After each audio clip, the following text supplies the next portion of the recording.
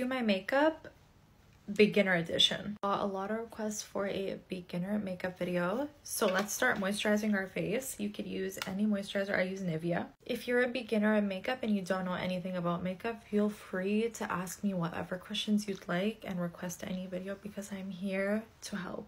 Of course, I put sunscreen before my moisturizer, and now we're going to move into primer. My favorite primers, if you're a beginner in makeup, I absolutely recommend this primer because it's a combination of skincare and a primer.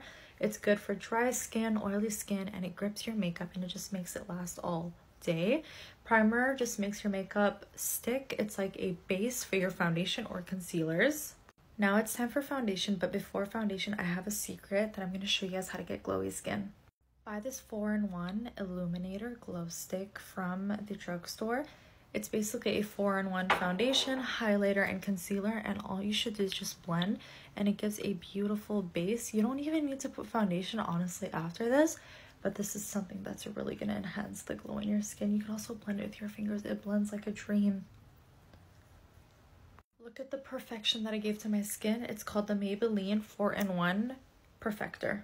I've been loving the skin tint. It's from Morphe. Mine is in shade Hint of Marshmallow. It's like a foundation. It's like a concealer, but it looks like skin. It's so beautiful. I blend my skin tints and my foundations with a brush. Sometimes I like to use my fingers, but I don't like using sponges for my foundations. It gives more of like a flawless and natural finish. What do you guys think? Now let's brighten the under eyes. I'm going with the e.l.f. Camo Hydrating Concealer. Mine is in shade Light Ivory. This is so hydrating and it's just so flawless. If you're blending your concealer, I absolutely recommend blending it in circle motions and not actually dragging the brush over your face. It gives more of a flawless finish.